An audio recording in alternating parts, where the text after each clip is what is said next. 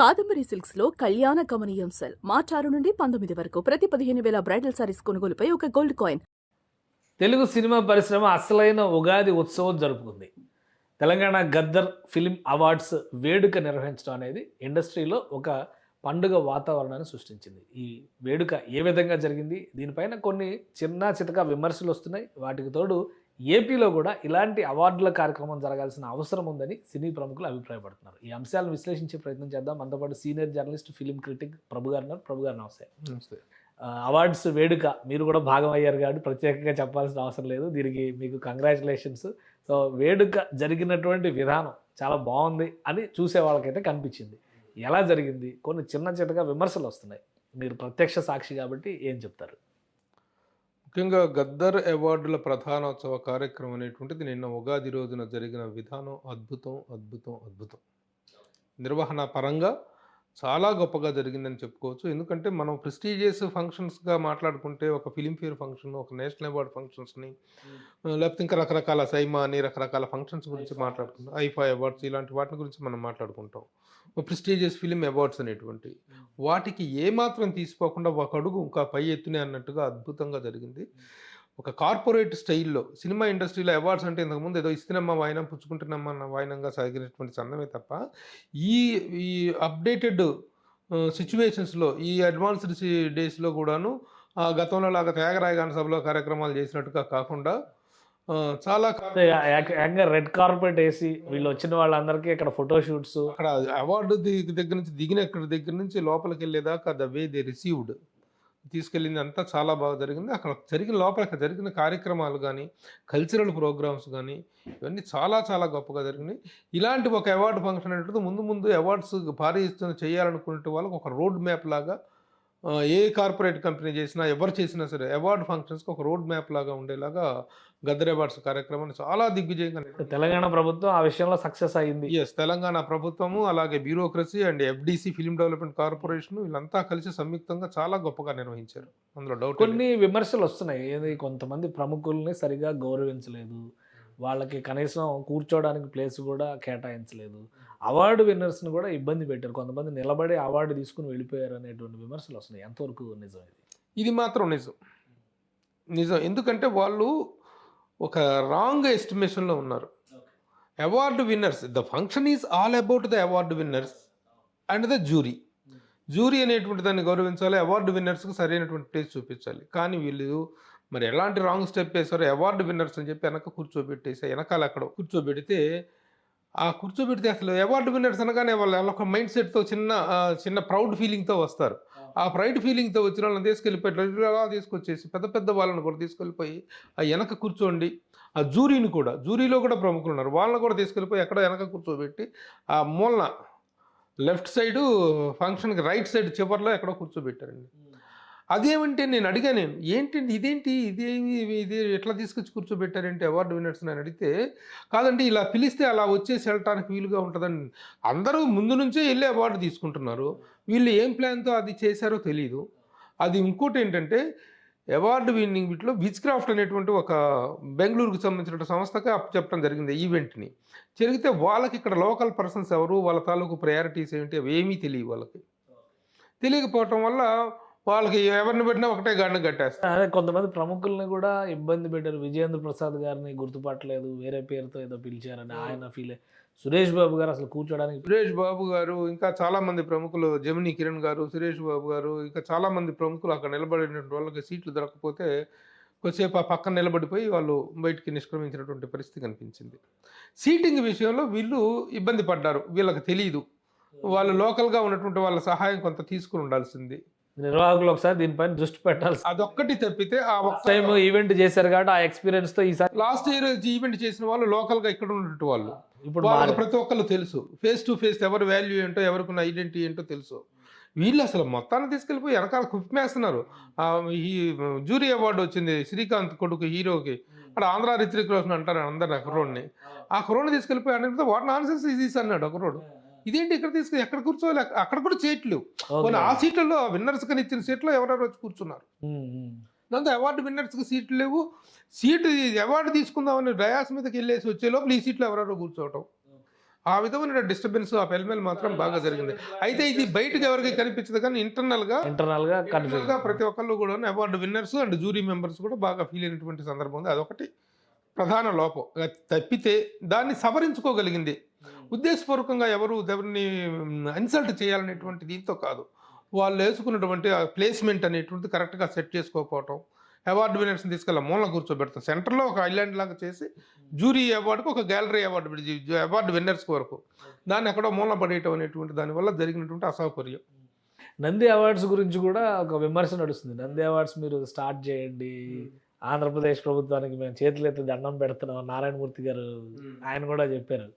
ఏంటి నంది అవార్డ్స్కి అక్కడ ఇప్పుడు ట్రోలింగ్స్ ఏమవుతున్నాయి అంటే, ఇండస్ట్రీ అంతా హైదరాబాద్లో ఉంటే నంది అవార్డ్స్ ఎందుకు ఇవ్వాలి అని కొంతమంది, ఈ 10 ఏళ్ళ నుంచి ఏం చేశారు అని కొంతమంది, ఆల్రెడీ 2017-18లో AP government Nandi awards announce చేసింది, పేరు మీద నిర్ణయం తెలంగాణ ప్రభుత్వం తీసుకోలేదు కాబట్టి ఎందుకు చేయాలి అని ఇంకొంతమంది, ఇట్లా రకరకాల విశ్లేషణలు వస్తున్నాయి.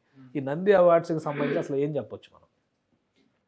నంది అవార్డ్స్ని కూడా పునరుద్ధరించండి, పొరుగు రాష్ట్రంలో కూడా వాటిని పునరుద్ధరించి వాటిని కూడా ఇస్తే పొరుగు రాష్ట్రంలో కూడాను బాగుంటుంది అనేటువంటిది పక్క రాష్ట్రంలో మొన్న మధ్య దానికి ఏదో జీవో కూడా ఇచ్చారు, అవార్డుల పునరుద్ధరణకు సంబంధించి బాధ్యతలు చూడాల్సిందిగా ఫిలిం డిపార్ట్మెంట్కి, సినిమాటోగ్రఫీ మినిస్ట్రీకి అయితే చెప్పారు. అది బట్ ఇంకా ప్రాసెస్ బహుశా జరగలేదు. దాని గురించి ప్రస్తావన ఇస్తే బాగుంటుందని ఒక అభిలాషను వ్యక్తం చేయడంలో తప్పు లేదు కదా. ఇక్కడ ఇంత ఇదిగా చేస్తున్నారు, అక్కడ కూడా చేస్తే బాగుంటుంది. కానీ ఇక్కడ చేయటంలో ఉన్నంత సౌలభ్యం, ఇక్కడ చేయటంలో ఉన్నంత సౌకర్యం అక్కడ లేదండి. మనం వాస్తవాలు మాట్లాడుకోవాలి. అందరూ ఇక్కడ ఉన్నారు కాబట్టి ఇక్కడ ఇది జరిగింది. గతంలో కూడాను నంది అవార్డులు అనేటువంటి 2014, 15, 16 కలిపి ఒకసారి ఫైనల్గా చేశారు. ఆ అవార్డులు ఇవ్వటం అనేటువంటి ప్రక్రియ స్టార్ట్ అయిన టైంలో భయంకరమైనటువంటి విమర్శలు, వాళ్ళకి ఎందుకు ఇచ్చారు, వీళ్ళకి ఎందుకు ఇచ్చారు, వీడు ఉత్తమ నటుడు ఏంటి, వాళ్ళ బ్యాడ్ ఏంటి, ఇదేంటి అదేంటి అని పిచ్చ తిట్టుకున్నారు. కులాల గురించి కూడా, కులాల దాకా కూడా పోయి తిట్టుకున్నారు. నిన్న మొన్న గద్దర్ అవార్డ్స్లో కానీ, లాస్ట్ ఇయర్ ఇచ్చినటువంటి గద్దర్ అవార్డ్స్లో కానీ, ఇవాళ ఇచ్చినటువంటి గద్దర్ అవార్డ్స్లో కానీ ఎవరైనా నోరెత్తి పల్లెత్తు మాట మాట్లాడే ధైర్యం చేశారా? ఒక బీఆర్ఎస్ వాళ్ళు మాత్రం విమర్శ చేశారు. తెలంగాణ వాళ్ళకి అన్యాయం జరిగింది, తెలంగాణ కళాకారులకు అవార్డు. అదేమిటంటే అక్కడ వాళ్ళు చెప్పే సమాధానం ఏంటంటే, ఇది తెలంగాణ ప్రభుత్వం తెలుగు సినిమాలకు ఇస్తున్నటువంటి అవార్డులు, నాట్ పర్టికులర్గా తెలంగాణ సినిమాలకు కాదు, తెలంగాణ ప్రభుత్వం తెలుగు సినిమాలకు ఇస్తున్న అవార్డులు. దాంట్లో జరుగుతుంది తప్ప తెలంగాణలకు అవార్డులు ఎక్కడ అన్యాయం జరిగింది అనేటువంటి దానికి అది తెలంగాణ సినిమాకే కదా. రాజు వెడ్స్ రాంబాయ్ ఏంటి, అదే హీరోకి ఎందుకు ఇవ్వలేదు అని కూడా క్వశ్చన్ చేశారు. ఇక అన్ని ఇక వాటికి వెళ్తే మనం చెప్పగలం. అంతే, ఇక ప్రతిదానికి కోడిగుడ్డు మీద ఏకలు వేయడం అనేది కాబట్టి రాజకీయాల్లో సహజం. అది వాళ్ళు చేసినటువంటిది. ఇది కానీ మిగతా వాళ్ళు ఎవరు కూడా ఈ అవార్డ్స్ పట్ల ఎలాంటి అసంతృప్తి కానీ ఎలాంటిది కానీ ప్రకటన పట్ల చేయలేదు. ఏ ఒక్కరు కూడాను గద్దర్ అవార్డ్స్ కమిటీ నిర్ణయాలకు వ్యతిరేకంగా మాట్లాడదు. ఒకవేళ పార్టీ పరంగా ఎవరైనా మాట్లాడారని తప్ప వ్యక్తిగతంగా ఎవరు మాట్లాడలేదు.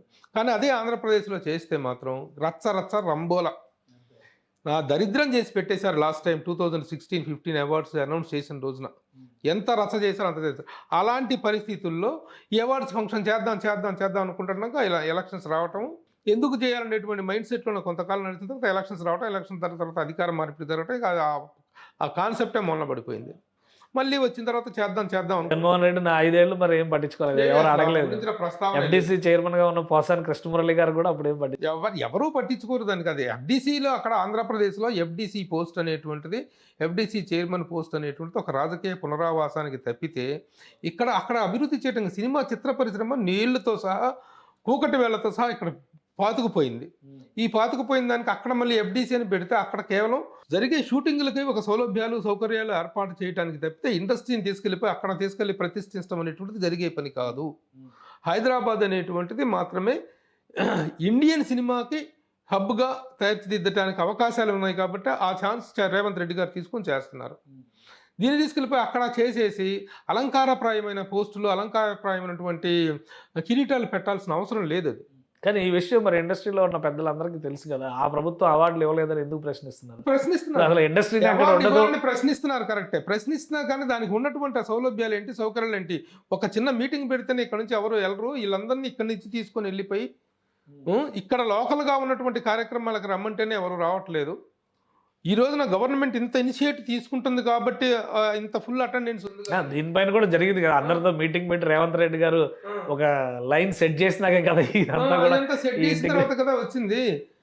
ఎవరికి ఎంత బొట్లు పెట్టి పిలిస్తే మాత్రం వెళ్తున్నారు అక్కడికి ఆంధ్రప్రదేశ్కి. చిన్న చిన్న సమస్యల చర్చలకు వెళ్ళటానికే వాళ్ళని పిలిచారా, వీళ్ళని పిలిచారా, వాళ్ళు ఎందుకు వచ్చారు, వీళ్ళు ఎందుకు వచ్చారు.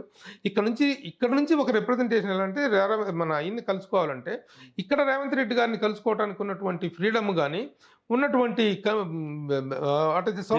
దిల్ రాజు గారు ఉన్నారు కదా మధ్యలో ప్లాట్ఫామ్. అక్కడ ఏదైనా చేయాలి అనుకుంటే ఒక అపాయింట్మెంట్ తీసుకోవాలి. ఇప్పుడు పవన్ కళ్యాణ్ గారిని కలవాలన్నా కానీ, లోకేష్ గారిని కలవాలన్నా కానీ, ముఖ్యంగా చంద్రబాబు నాయుడు గారిని కలవాలన్నా ఒక అపాయింటెడ్గా వెళ్ళాలి కదా. వెళ్ళాలంటే ఇక్కడ అందరిని కూడా వేసుకొని వెళ్ళాల్సిన అవసరం ఉంది. ఈ రకాలైనటువంటి ప్రాక్టికల్ ప్రాబ్లమ్స్ ఉన్నాయి.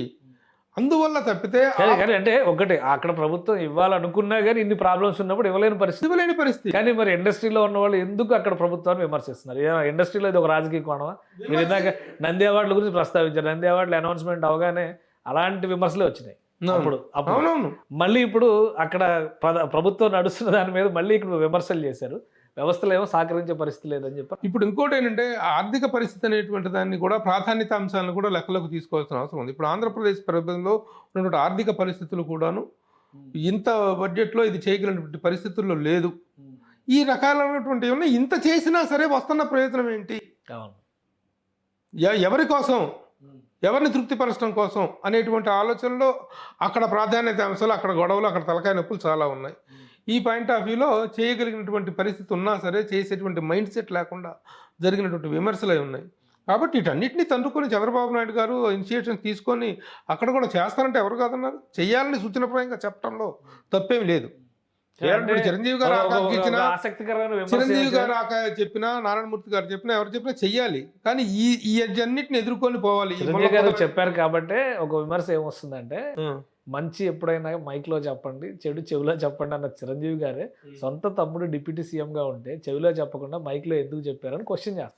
ఇది చెవిలో చెప్పడం, మైక్ లో చెప్పడం అనేటువంటి కాన్సెప్ట్ దీనికి ఏమన్నా సంబంధం ఉందా? ఇది కరెక్ట్ విమర్శ కాదు. ఇది చెడు చెప్పడానికి ఏమన్నా దేనికి సంబంధించినటువంటి విషయం. ప్రభుత్వానికి చేసినట్టు ఒక సూచన కానీ ఆ సూచనని చెవిలో చెప్పాల్సిన అవసరం ఉంది. ఇవి మైక్లోనే చెప్పాలి. మైక్లో చెప్పాలి, చెవిలో చెప్పాలి. ఇదేమన్నా దాచుకునే మ్యాటరా? త్వరలో ఏపీ ప్రభుత్వం కూడా అవార్డ్స్ ఇచ్చే అవకాశం ఉందంటారు. ఆల్రెడీ తెలుగు సినిమా పరిశ్రమకే తెలంగాణ ప్రభుత్వం అవార్డ్స్ ఇంతవరకు ఎఫ్డీసీ చైర్మన్ పదవి విషయంలో ఇలాంటి నిర్ణయం తీసుకునే ఒక సందిగ్ధము, ఒక ఇది ప్రతిష్టంభన కొనసాగుతుంది అక్కడ. అలాంటి పరిస్థితుల్లో ఎప్పుడు తీసుకుంటారు, ఎప్పుడు ఇస్తారనేటువంటి మనం కూర్చొని డిస్కస్ చేసుకుంటూ మాత్రాన కార్యరూపం దాల్చేటువంటి విషయాలు కావు. దానికి చాలా చాలా వ్యయ ప్రయాసాలకి చాలా తీసుకోవాల్సిన అవసరం ఉంది. ఒకవేళ చేస్తే 2011 నుండి ఖాయిలా పడ్డటువంటి అవార్డుల్ని పునరుద్ధరించి దగ్గర 15 సంవత్సరాలు ఇవ్వాలి. ఎన్ని అనౌన్స్డ్ అవార్డ్స్ ఈవెంట్ నిర్వహించాలి. ఇక్కడ ప్రభుత్వం ఏం చేసింది? ఇక్కడ ఏమీ లేదు కాబట్టి 2015 నుంచి ఖాయిలా పడ్డటువంటి వాటికి ఓన్లీ 3 కేటగిరీల అవార్డ్స్ అనౌన్స్ చేసి best film, first best film, second best film అనేటువంటి 10 సంవత్సరాల కాయిదాలను పుని చేసేసి 24 నుంచి స్ట్రీమ్ లైన్ చేశారు. కానీ అక్కడ ఇవ్వదలుచుకుంటే ఆల్ ఆర్ అనౌన్స్డ్ అవార్డ్స్, అన్ని ప్రకటిత అవార్డులు. ఆ ప్రకటిత 2017 వరకు అనౌన్స్ చేసిన 16 వరకు అనౌన్స్ చేసిన ఉన్నాయి. అవన్నీ ఇచ్చుకుంటూ వచ్చేస్తూ మళ్ళీ ఇవన్నీ మళ్ళీ ఇప్పటి నుంచి స్ట్రీమ్ లైన్ చేసి 7 ఏళ్ళు, ఒక 6 ఏళ్ళు, మొత్తం కలిపి 15 ఏళ్ళ అవార్డులు ఇవ్వాలి అంటే ఎంత ఎక్సర్సైజ్ చేయాలి, ఎంత చేయాలి. కాబట్టి ఏం చేయాలనేటువంటి దాని మీద నిర్ణయం తీసుకునే పరిస్థితి అక్కడ ఉందా ఇప్పుడు? అదంతా వదిలేసేసి ఫ్రెష్గా స్టార్ట్ చేసి కూడా ఇవ్వచ్చు. కానీ అనౌన్స్ చేసిన వాళ్ళకి ఇవ్వకపోతే అది బాధ కదా. అంటే అప్పుడు నంది అవార్డు పేరు తీసేసి కొత్త అవార్డు ఏమైనా వస్తే ఫ్రెష్ గా స్టార్ట్ చేయొచ్చు. నందిని కంటిన్యూ చేస్తే ఆ లెగసీ ఎప్పుడో 1967 అనేటువంటిది ఆంధ్రప్రదేశ్ ప్రభుత్వానికి వచ్చినటువంటి దీన్ని, కాబట్టి దాన్నే కంటిన్యూ చేయాలి. ఎలా చేయాలనేటువంటిది they have to take that. దీనిపైన అసలు ఇండస్ట్రీలో ఉన్నటువంటి పెద్దలతో ఒక కమిటీను పరిష్కారం దిశగా అడుగులు వేసేటువంటి ప్రయత్నం చేయడానికి ఏమైనా అవకాశం ఉందా, లేదా ఇండస్ట్రీ నుంచి రిప్రజెంటేషన్? కమిటీ అనగానే ఇక్కడ ఎవరు కమిటీ? ఇక్కడ పెద్ద నిర్మాతలు, మళ్ళీ వాళ్ళు వీళ్ళు, ఆ ప్రయారిటీస్ ఏమిటి?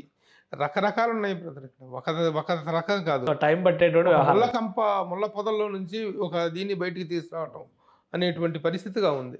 అది జరగాలంటే చాలా కాన్సన్ట్రేషన్ కావాలి. దాని మీద చాలా వర్క్ చేయాల్సినటువంటి అవసరం ఉంది. అంత తీరుబడి, అంత ఇది ప్రభుత్వానికి ఉండి వాళ్ళు చేయగలిగితే మాత్రం మోస్ట్ వెల్కమ్. అదే చిరంజీవి గారు కానీ నారాయణమూర్తి గారు చేస్తే మంచిదండి అనేటువంటిది చెప్పారు. ఇది ఎవరు విమర్శించలా. ఇది మీరు అన్నారు సూచనప్రాయకంగా చేసిన విజ్ఞప్తే తప్ప అది విమర్శ ఏముంది? చెయ్యండి అనే విజ్ఞప్తి చేయటమే జరిగింది. అది రైట్. థ్యాంక్ యూ ప్రభు గారు విశ్లేషణ అందించినందుకు. ఇది గదర్ అవార్డ్స్ కార్యక్రమం అద్భుతంగా జరిగింది. గతంతో పోలిస్తే కూడా ఈసారి కార్పొరేట్ స్టైల్ ఈవెంట్ చేయడంలో తెలంగాణ ప్రభుత్వం సక్సెస్ అయింది. కాకపోతే అక్కడక్కడ చిన్న చిన్న సమస్యలు ఉన్నాయి, వాటిపైన దృష్టి పెట్టాల్సిన అవసరం ఉందంటారు. ఇక ఆంధ్రప్రదేశ్ ప్రభుత్వం నంది అవార్డులని పునరుద్ధరించాలంటే అనేక సమస్యల చిక్కుముళ్ళు ఉన్నాయి దాని చుట్టూ. వాటిని పరిష్కరించే దిశగా ప్రభుత్వం అడుగులు వేస్తే తెలుగు పరిశ్రమ ఖచ్చితంగా సహకరిస్తుంది, స్వాగతిస్తుంది. దీనికి సంబంధించే మెగాస్టార్ చిరంజీవి దగ్గర నుంచి అందరూ విజ్ఞప్తి మాత్రమే చేశారని ప్రభు గారు విశ్లేషిస్తున్నారు. ఇది స్పెషల్ డిస్కషన్. Keep watching.